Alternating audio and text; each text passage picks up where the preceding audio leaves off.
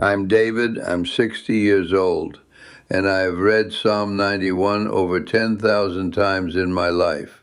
And for most of those years, I was reading it completely wrong. Now, before you stop me, I want to be clear. I said every word correctly. I believed every word sincerely. I am a rabbi. I have studied Torah my entire adult life. But I was missing an entire dimension of this psalm, a dimension that, once you see it, changes what happens in the next 24 hours.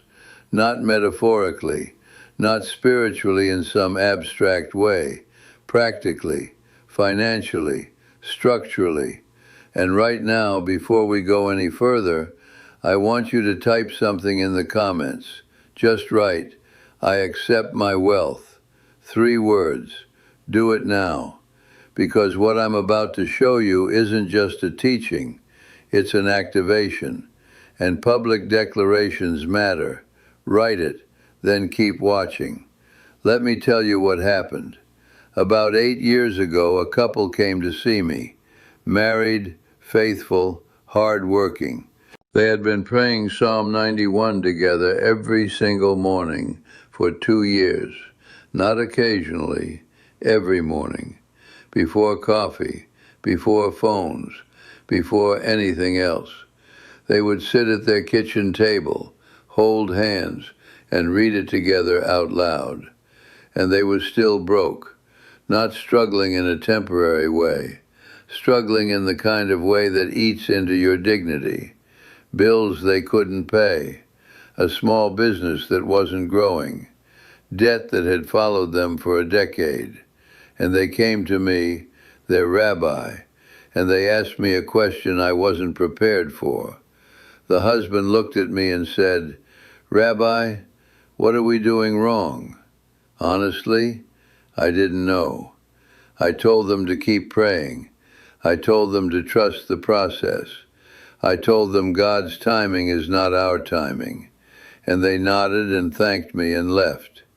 And I sat in my office alone, and I felt something I hadn't felt in years, ashamed, because they were doing everything right, by every standard I had ever taught, and it wasn't working. And I had no answer for them. That silence inside me was louder than anything they had said. That night I went home and I opened my Hebrew Bible. Not the English translation I'd been reading for decades, the original, and I started at the very first word of Psalm 91. You see, the English version of this psalm is beautiful, it's comforting, it's poetic, but something happens in translation. The economic language disappears. The covenant terminology gets softened. Words that in Hebrew carry financial weight get flattened into spiritual poetry. And unless you're reading in the original, or someone shows you what to look for, you miss it entirely.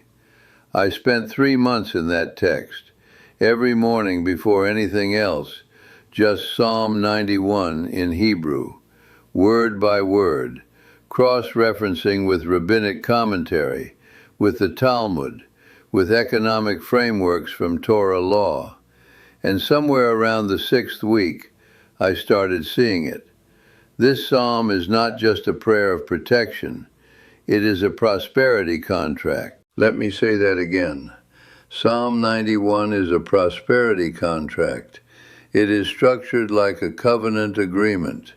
It has specific terms, specific conditions, specific outcomes. And embedded inside it are 5 economic commands that most readers, including most rabbis, walk right past without ever noticing. I wasn't excited when I figured this out. I was uncomfortable, because it meant I had been teaching this psalm incompletely for 30 years. It meant every family I had ever handed this psalm to as a source of comfort had only received half of what it offered. I'm telling you, that is a hard thing to sit with. But before I took it public, I needed to test it. I'm a careful man. I don't teach what I haven't verified. So I went to 6 families in my congregation, all of them struggling, all of them faithful people who were already praying regularly. I sat with each of them privately, and I taught them what I had found. I showed them the 5 commands inside the psalm and gave them a specific way to read it every morning. I told them, 90 days. Just try this for 90 days and tell me what happens. I want to be honest with you. I was nervous, because what if nothing changed? What if I had convinced myself of something that wasn't real? What if I raised their hope and then had to watch them be disappointed again? Within 90 days, 4 of the 6 families had measurable financial breakthroughs, not vague feelings of peace, concrete, trackable results. One family, the husband had been passed over for promotion 3 times in 2 years. 3 weeks after we started, his manager called him in unexpectedly and offered him not just the promotion, but a lateral move into a higher-paying department. He called me and said, "Rabbi, I don't know what happened." I told him, "I do. You activated the contract." Another family had a debt, a private loan from a family member that had been sitting there for 8 years, creating tension and shame. The lender, the wife's brother, called them out of nowhere and told them he was forgiving the debt. He said he'd been thinking about it and he just wanted it gone. No explanation. These aren't lottery wins. These are the kinds of things that happen when a person aligns themselves with a covenant structure and then moves with intention. You see, prayer without corresponding action is incomplete. And Psalm 91, read correctly, tells you exactly what action to take. Now, I was ready to start teaching this more broadly. But then, after a Shabbat service, a woman named Ruth found me. Ruth was a widow. She was in her early 70s at that point. She had been in my congregation for years, one of the most faithful people I have ever known. She came up to me quietly after everyone else had left, and she put her hand on my arm, and she looked at me with these calm, tired eyes.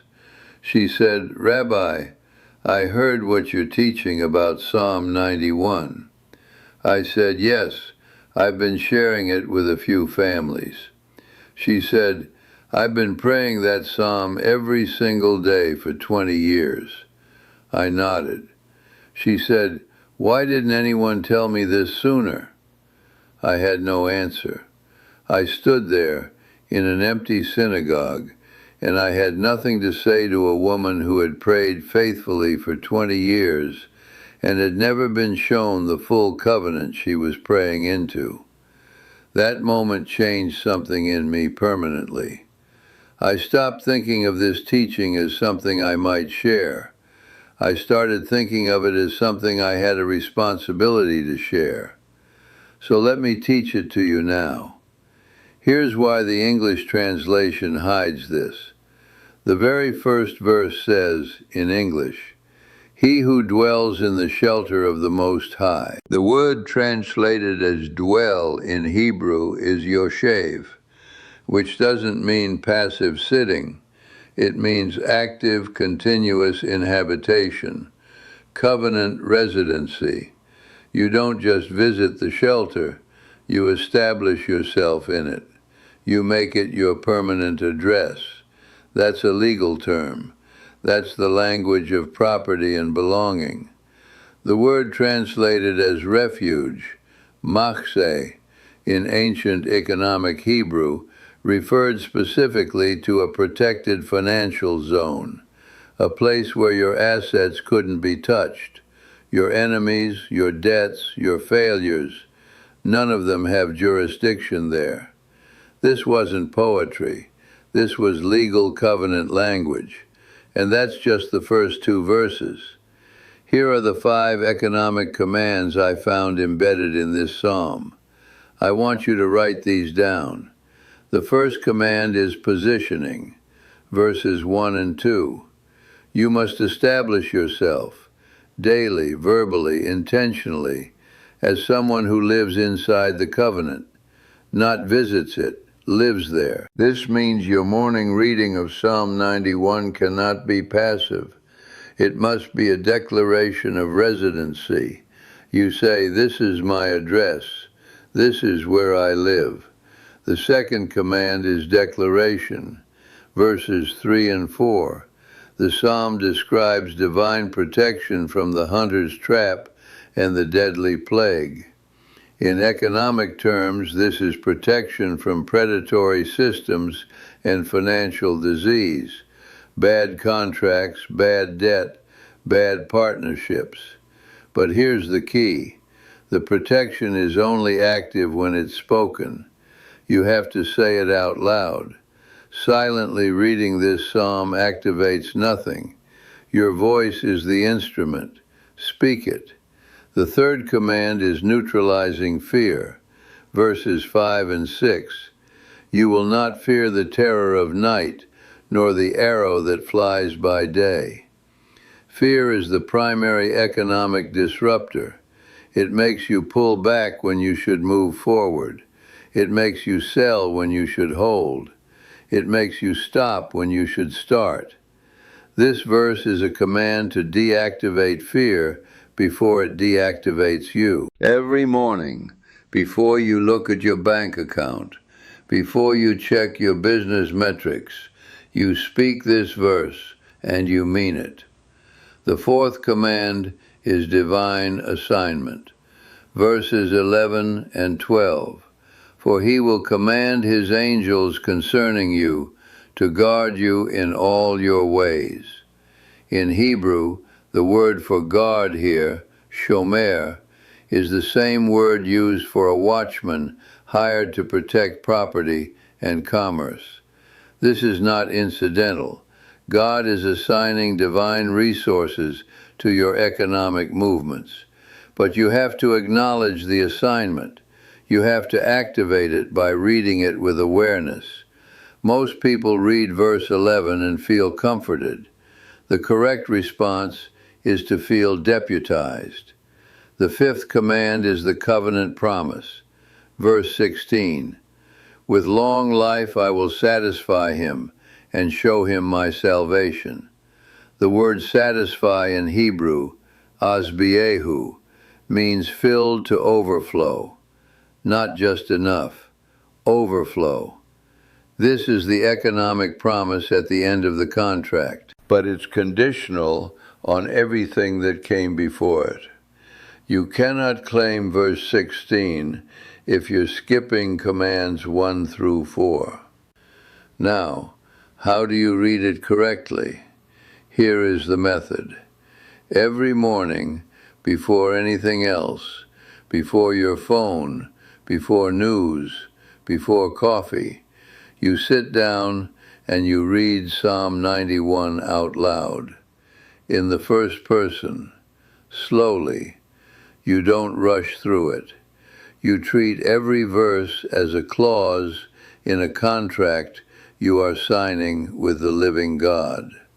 And immediately after you finish, you write down one financial action you will take that day. One, not a list. One, because the covenant requires movement. Faith without works is dead. You've declared the contract. Now you walk in it. The reading takes about 4 minutes. The action can be anything. One phone call, one application, one conversation, one decision you've been avoiding. The psalm positions you. The action activates the positioning. Now let me tell you about Ruth. I sat with her privately and taught her this method. She had been reading Psalm 91 for 20 years, but she had been reading it as a comfort, not as a covenant. She started reading it the new way. out loud, first person, one action per day. 3 weeks later, her son called her. Ruth and her son had been estranged for years. Not a dramatic falling out, just the slow drift that happens in some families. Distance, silence, missed holidays. He called her and told her he wanted to reconnect. And in that same conversation, he found out about a debt she had been carrying, a small loan she'd taken years ago that had become a source of quiet shame. He cleared it. He wired her the money that week. I do not call this a coincidence. I call it alignment. When a person reads a covenant correctly, the covenant responds. Ruth didn't pray for her son to call. She prayed Psalm 91 as a covenant prayer, and the overflow began in the most human place it could, a restored relationship and a cleared debt. That is what this psalm does when you read it like this. If you've been praying Psalm 91 for years and you're still struggling, you are not doing it wrong out of faithlessness. Nobody showed you the full document. That is not your fault. But now you know. And from today, you have no excuse. And I mean that in the most loving way possible. You have been given the key. Use it. The 5 commands are already inside the psalm you already know. You don't need a new prayer. You need a new reading. Position. Declare. Neutralize fear. Accept the divine assignment. Claim the promise. And then move. You still have time. I need you to hear that. Ruth was in her 70s. The couple who first broke my certainty, they turned things around. It is never too late to activate a covenant. The psalm doesn't have an expiration date. God doesn't look at your age or your bank balance or your past mistakes and decide you're too far gone. The contract is still open. Today is enough to begin. Before I let you go, if this teaching reached you today, I need you to do a few things. First, subscribe to this channel and turn on notifications. I share teachings like this regularly, practical, ancient, tested wisdom that most people never get access to. You need to be here when the next one drops.